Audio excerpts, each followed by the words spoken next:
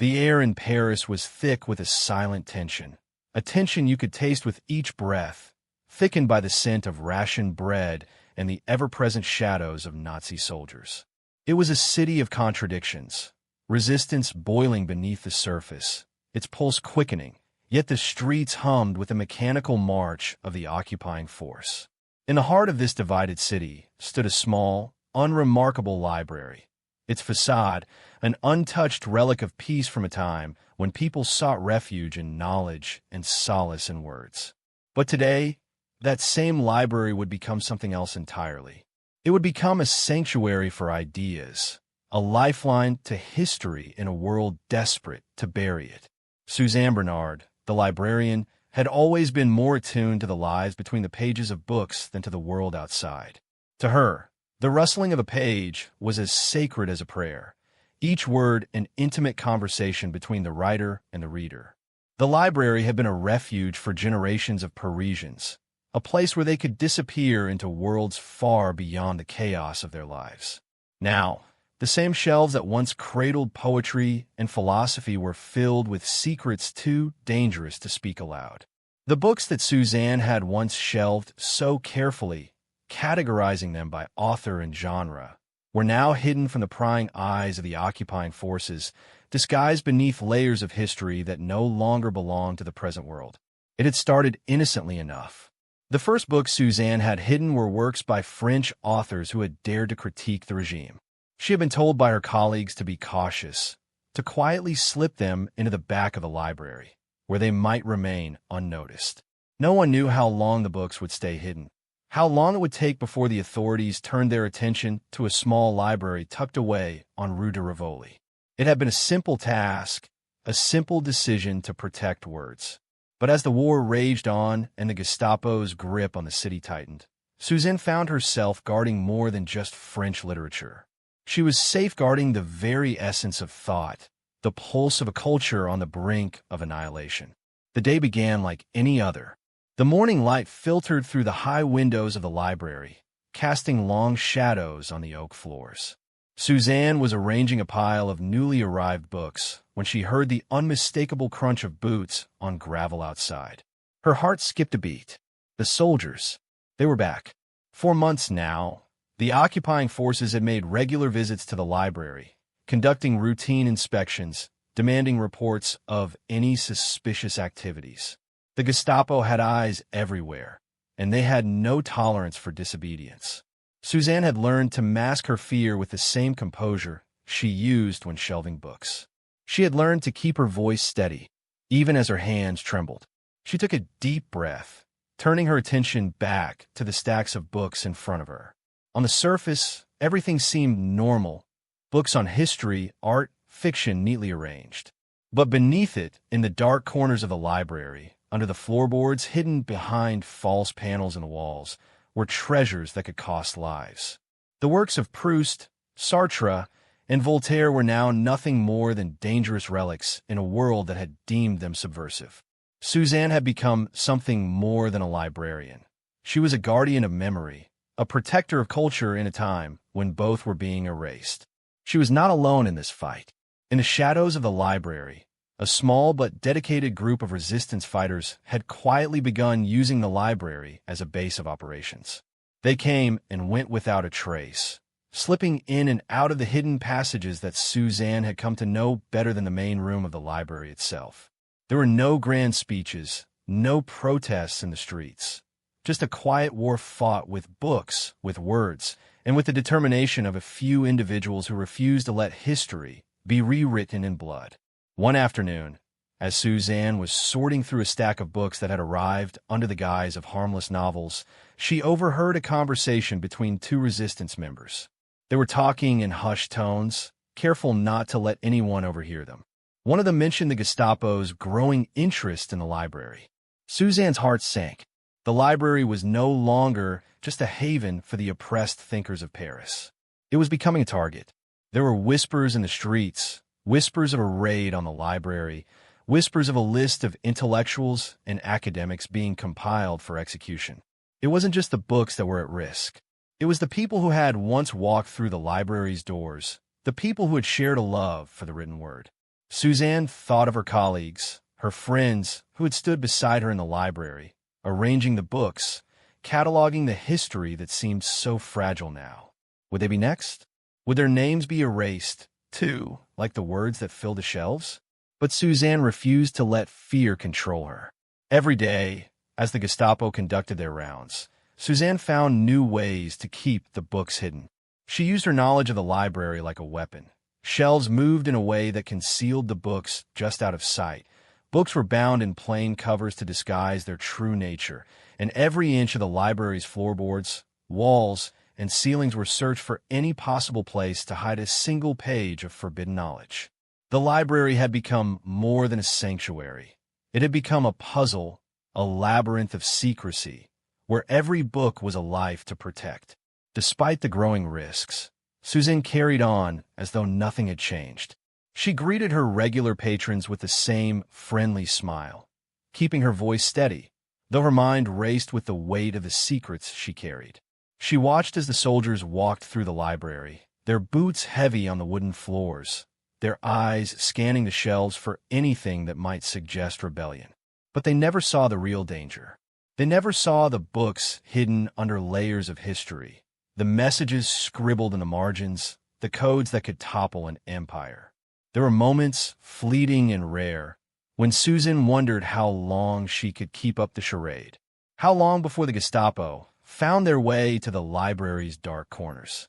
How long before the people she had come to care for, the resistance fighters, the intellectuals, the writers, were forced to pay the price for standing up against tyranny? There were nights when she lay awake, her mind racing with questions, the weight of history pressing down on her chest. But then, in the silence of her thoughts, she would remember why she had chosen to fight this battle. It wasn't just about the books. It was about the people who had written them, the people who had read them, and the generations who would never know their stories if they were erased. That was the true cost of silence. When the stories of a people, their struggles and triumphs, their fears and dreams, were lost forever to the world. Suzanne Bernard wasn't just saving books. She was saving the soul of a nation. But the Gestapo were closing in. Suzanne could feel it in the air, like a storm brewing just beyond the horizon. One afternoon, as she adjusted the last of the hidden books, a sharp knock echoed through the library. Her breath caught in her throat. It was them. She steadied her hands, reminding herself that her mission was not just to survive, but to protect. The knock came again, louder this time. Suzanne forced herself to walk toward the door, her heart pounding in her chest, her mind racing through every possible escape plan. But when she opened the door, she was met not by soldiers, but by one of the resistance members. His face was pale, his eyes wide with urgency. "They're coming," he whispered. "We don't have much time." The clock was ticking. Suzanne had always thought she could outlast the darkness, that she could keep the library safe. But now, with the storm on her doorstep, she realized just how fragile their fight had become. The books, the hidden messages, the lives intertwined with every page, everything was at risk. And yet, despite the fear clawing at her chest, Suzanne knew she had no choice. She would not let the darkness swallow the light of knowledge. Not now, not ever. And so, with a quiet resolve, Suzanne Bernard stepped into the shadows, knowing that the real battle was only just beginning. The days seemed to blend together now, each one indistinguishable from the next, marked only by the rhythmic pounding of boots in the streets and the faint echo of resistance whispers. Paris, once a city of romance and revolution, had become a living contradiction.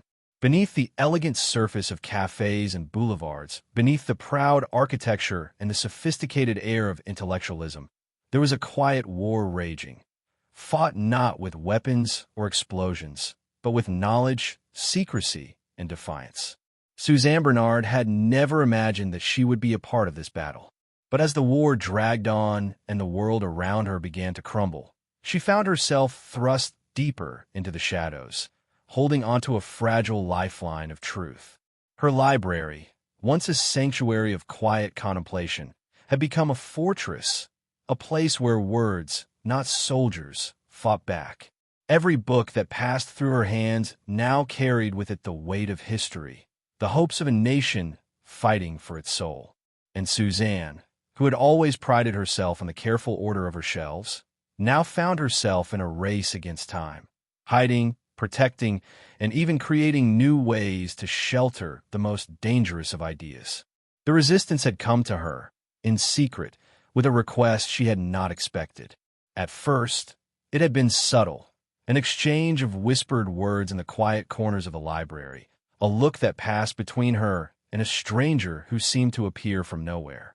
Then, one evening, as she was shelving a collection of obscure Russian novels, a member of the resistance, a young man named Pierre, slipped into the library and placed a small package on the counter.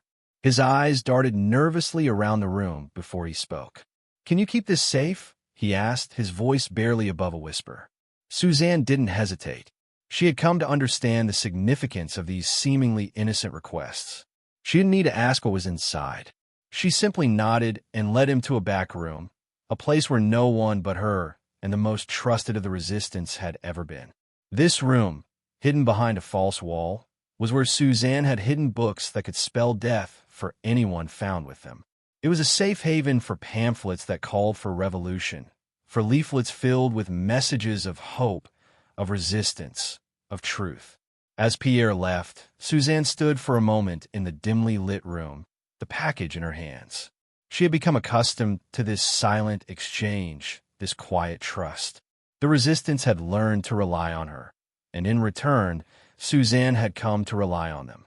Together, they were part of something larger, something more than just a fight for survival.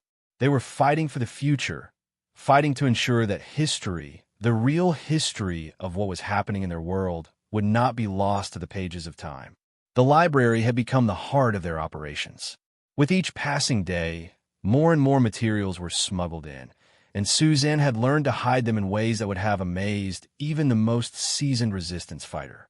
She had books that were carefully altered, their pages hollowed out to contain messages and maps. She had floorboards that opened with the push of a hidden lever, revealing a space where pamphlets could be tucked away like precious treasures. In the back of the library, there was a false panel behind which a collection of letters, correspondence, and coded messages was carefully concealed. It wasn't just about the books anymore. It was about the people who came through the library, the faces that filled the darkened corners as they made their silent exchanges. Suzanne knew the risk they all faced. Their faces might be familiar to her, but to the occupying forces, they were nothing more than enemies. Yet they came anyway, undeterred by the fear that clung to the air like smoke. They trusted her with their lives, and Suzanne did not take that trust lightly. Every day, she watched them come and go, her heart in her throat, her mind calculating every possible danger. There was no room for mistakes in this world. One evening, as Suzanne was carefully arranging a new stack of hidden materials, she heard the unmistakable sound of boots outside the library door. Her pulse quickened. The Gestapo. They had been making more frequent visits lately, and Suzanne had begun to fear that they were getting closer to discovering the truth of what was happening within the library's walls. She forced herself to remain calm, to keep her hands steady as she moved to cover the hidden panels, to conceal the materials that might expose everything. The library was a treasure trove of knowledge, but it was also a ticking time bomb. The door to the library opened, and Suzanne straightened up, her breath held in her chest. A man in a Gestapo uniform stepped into the room. His gaze was cold, calculating. Behind him stood two others, their eyes scanning the shelves with a practiced intensity. Suzanne greeted them with the calmness that had become second nature to her. She kept her voice even, her movements slow and deliberate. "We're just browsing," the man said, his tone dismissive, as though the library were little more than a trivial distraction in the midst of the greater war. Suzanne nodded, watching them carefully as they moved through the room. Every step they took felt like a threat. Each glance they cast a possible death sentence. They stopped in front of one of the main shelves, the one that housed the most controversial works, the ones that had been placed there for the sole purpose of concealment. Suzanne held her breath, her heart hammering in her chest. It felt as though time had stopped. The officer ran a gloved hand across the spine of a book, his fingers brushing lightly over the cover. Suzanne could feel the tension in the air, a palpable force that threatened to snap. If they found the wrong book, if they uncovered just one hidden manuscript, everything would be over. The resistance would be exposed, and she would be implicated as its accomplice. But the officer's hand moved past the book, his attention drawn elsewhere. He turned to one of the other shelves, and Suzanne allowed herself a quiet breath of relief. For a moment, it seemed as though the storm had passed, but the fear remained, hanging like a shadow over her every action. The officers finished their search and left without incident, but Suzanne knew this would not be the last time they came. The Gestapo were tightening their grip, and it was only a matter of time before they would discover the truth. But there was no going back now. Suzanne had chosen her side, and she would not let the sacrifices of so many be in vain. The days that followed were a blur of tension and secrecy. Suzanne's every action was calculated, every decision weighed against the danger it might bring. The library had become a ticking clock, each minute pushing them closer to the edge. She could sense it, could feel the threat in the air, the closing of the net around them. Yet, she refused to back down. She would continue to protect the resistance, continue to shelter the books and materials that carried their secret messages. The cost of silence had already been paid, and Suzanne was determined to ensure that the future would not forget what had happened in the darkness of those libraries. She knew that history would judge them all, not for the wars they fought, but for the battles they fought in silence, in the quiet corners of a world that had turned its back on the truth. In the midst of the growing danger, Suzanne found herself reflecting on the strange paradox of all. Here, in this small library, she was engaged in a fight for survival, a fight that had nothing to do with bullets or bombs. It was a battle for something far more precious, the preservation of thought, of culture, of memory. It was a fight against the very forces that sought to erase everything that made them who they were. And in this fight, Suzanne realized she was not alone. There were others, people like Pierre, the resistance fighters who slipped in and out of the library, risking everything for the hope of a better future. There were the people who had come before her, who had hidden their words and their stories in secret places, who had left behind a legacy of resistance that was now her responsibility to protect. As the war raged on, Suzanne's resolve only grew stronger. The library had become more than just a place of refuge. It had become a symbol of defiance, a beacon of hope in a world that seemed to be drowning in darkness. And Suzanne Bernard, the librarian who had once merely sorted books, now found herself standing at the center of a battle that would shape the course of history. The streets of Paris were alive with the sounds of celebration, laughter, shouting, the clinking of glasses, and the rolling thunder of carriages and vehicles parading down the boulevards. The war was over. The Allies had liberated Paris, and the people, for the first time in years, felt free. The streets, once choked with the oppression of occupation, now rang with the euphoria of victory. The city had been reborn.